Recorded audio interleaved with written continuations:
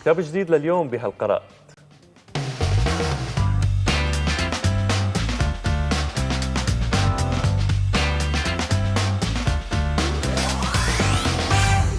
بفقرة هالقراءة الأسبوعية بيسعدنا نرحب بزميلنا في تلفزيون سوريا الكاتب مالك داغستاني. مساء الخير استاذ. مساء الخير. مساء النور، اهلا بكم. ما هو كتاب اليوم؟ كتاب اليوم روجافا خديعة الأسد الكبرى، قراءة في 6 سنوات من التيه الكردي. صادر عن دار ميسلون عام 2018 حديث الكتاب. واضح انه الكتاب بيعالج موضوع ما زال راهن، هل هو سبب اختيارك له اليوم؟ الحقيقة الموضوع الكردي خلال الثورة السورية موضوع أخذ بحث كتير وموضوع خلافي كان. هذا الكتاب بعتقد هيك في إنصاف بعرض الحالة، خصوصا أنه كاتبه حقوقي وكاتب يعني لنقول مؤرخ ليوميات المناطق الكردية خلال الثورة السورية. بس يعني أنتم اليوم كنتوا عم تحكوا عن مناطق كمان صحيح. الكردية، الموضوع مصادفة فقط. إذا خلينا هلا نشوف المادة اللي عديتها حضرتك ونرجع نناقش الموضوع. تحارب روجافا وكنتوناتها الرموز القومية الكردية جميعها مثل علم كردستان، وهي تثابر على منع رفعه في المنطقة التي تقول إنها تحكمها، إذ أنزل العلم الكردي خلال الثورة عن مكاتب الأحزاب الكردية وصودر ومزق وحرق وأسقط خلال تظاهرات كردية، واختطف كل من يرفعه وهدد بالقتل، لدرجة منع تغطية جثامين الشهداء الكرد به. أنتج حزب الاتحاد الديمقراطي ومؤسساته بدلاً من العلم القومي الكردي مئات من الأعلام الخاصة بهم التي تفتقر إلى أي إشارة تدل على الهوية القومية الكردية.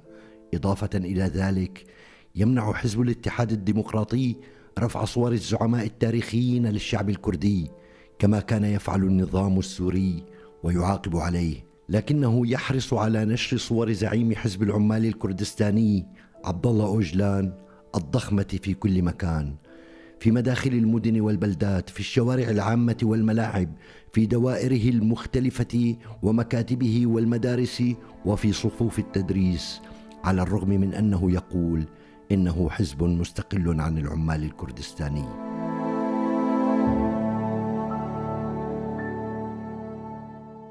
كتاب روجافا خديعة الأسد الكبرى، قراءة في 6 سنوات من التيه الكردي، لمؤلفه حسين جلبي، يتناول تطورات وخلفيات الأوضاع في المناطق الكردية خلال السنوات ال6 الأولى للثورة السورية، مستعرضا أسباب الانقسامات والتحولات في تلك المناطق، ويؤرخ لمشاركتها في الثورة السورية، يتابع يومياتها قبل وخلال تجدد التحالف بين نظام الأسد الذي واجه ثورة شعبية عارمة وبين حزب العمال الكردستاني التركي وسيطرة فرعه السوري حزب الاتحاد الديمقراطي بقوة السلاح على تلك المناطق نيابة عن نظام الأسد، وممارسته القمعة تجاه أي حركة كردية معادية لهذا النظام، مجففا بذلك منطقة اشتهرت بفاعليتها السياسية من الأحزاب والسياسة وحتى من بعض سكانها. الكتاب بحسب المؤلف بحثي توثيقي تحليلي، يحاول من خلال تغطيته تفاصيل تلك السنوات تقديم إجابات شافية عن السؤال السوري الكردي المقلق: لماذا وكيف وصلنا إلى هنا؟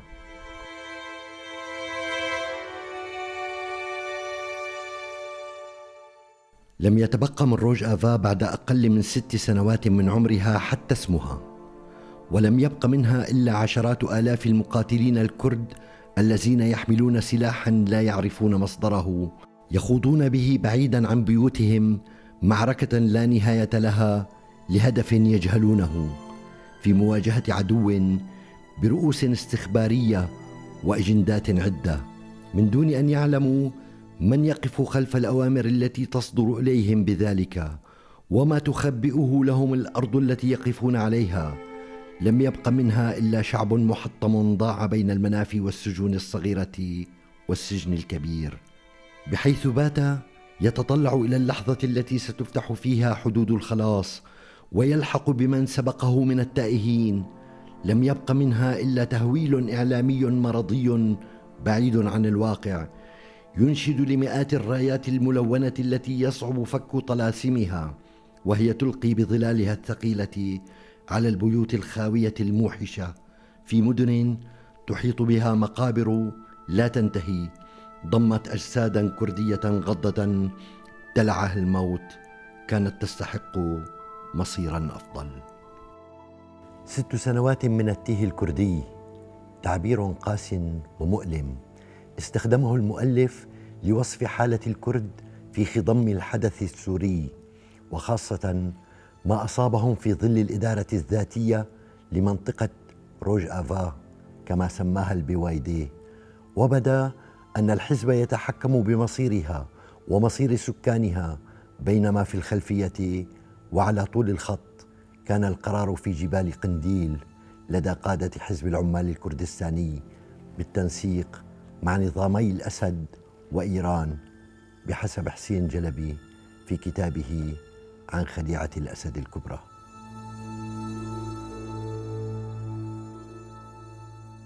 واضح من المادة اللي شفناها أنه موضوع الكتاب إشكالي، إذا بتحكي لنا أكثر عنه.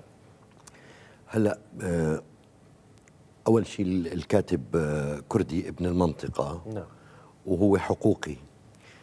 أنا اللي لمسته بالكتاب أنه في إنصاف، له موقف واضح وقاسي من حزب الاتحاد الديمقراطي وإقامة ما سمي بمنطقة روج آفا، واللي تخلوا عن اسمها فيما بعد، وعمي حاكم هاي التجربة خلال صفحات الكتاب 450 تقريبا.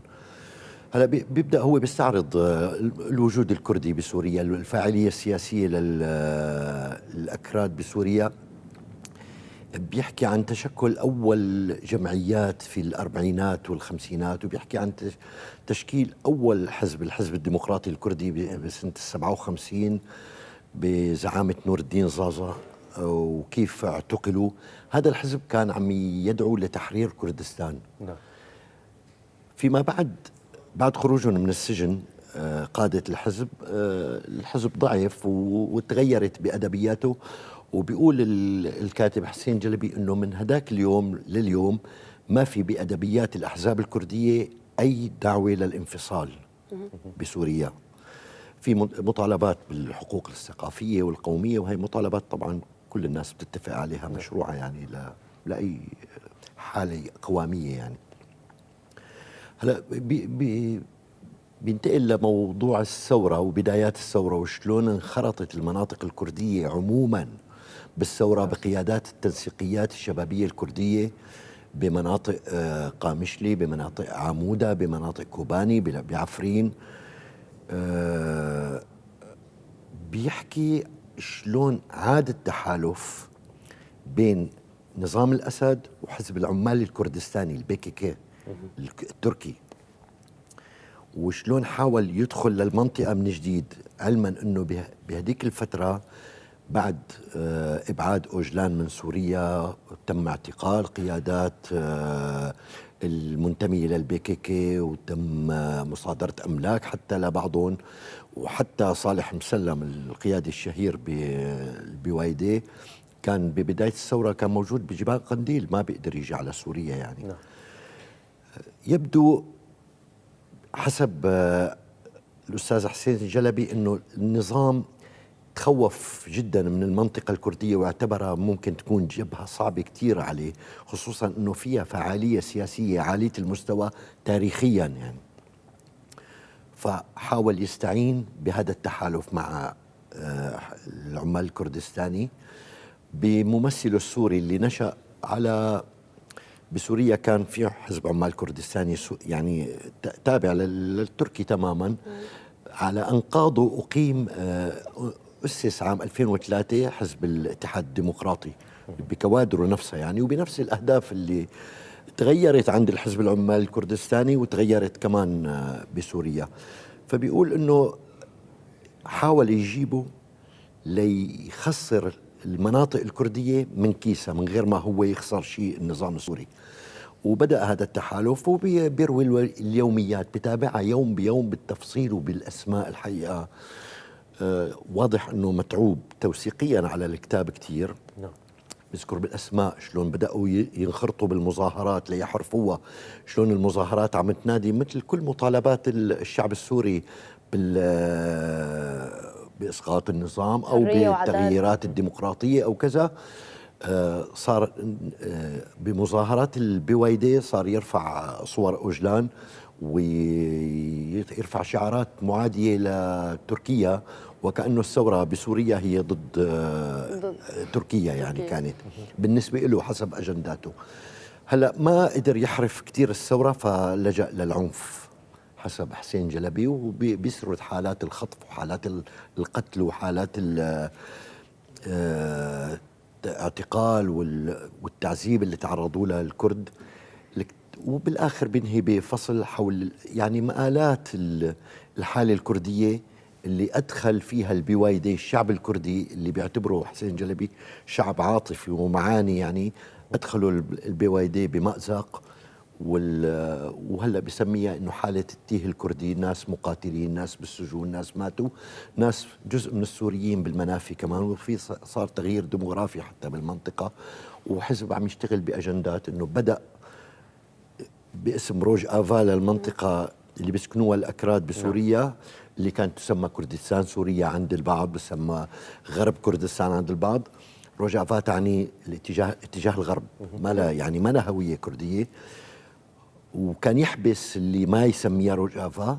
قام هو بعدين بعد 6 سنوات سحب الاسم وصار ممنوع من التداول الاسم. نعم. حسب التعليمات اللي بتجي. يعني الكتاب أنا برأيي كتير مهم وقيم. وتعبير التيه الكردي فعلا كتير حلو. طيب أستاذ، الكتاب بثير أسئلة يعني عم بمسألة كتير حساسة مثل ما ذكرت، هل الكتاب بيجاوب عنها؟ ما بيتنطح الكتاب للجواب على الأسئلة، بس بيقدم الوقائع واليوميات اللي عاشتها المنطقة الكردية. ذكرتي تعبير التيه الكردي انه تعبير هيك، هو الحقيقة في حالة تيه سياسي سوري عامة. صحيح. من جزء منه المنطقة الكردية وخصوصية التعامل اللي للمنطقة اللي خضعت لما يسمى الإدارة الذاتية. الأحزاب الكردية، حتى الأحزاب الكردية نتيجة قمع النظام سابقا ونتيجة قمع فيما بعد البويدي بمختلف أجهزته اليبيجي والسايش وكذا، دمر البنية الحزبية يعني الموجودة بالداخل وأفقد الفاعلية إلا للناس اللي التحقوا فيه. وحقيقة في بعض قدر يعني شعاراته ببعض اللحظات روج آفا وإنه عم نقيم وكأنه عم نقيم دولة انساقت في حتى مثقفين كرد انساقوا مع هذا المشروع. اليوم في مراجعات لهذا الموضوع عند الكثير من المثقفين الكرد، وحساسية الموضوع مثل أي حساسية بأي مجتمع. دائما في بالمجتمعات في هشاشات مفصلية، يعني تمفصلات هشة لنقول. بتقدري تقولي مسيحي مسلم، هاي هشاشة. كردي عربي تركماني عربي، مسيحي مسلم، سني شيعي علوي درزي، كلها هاي هشاشات.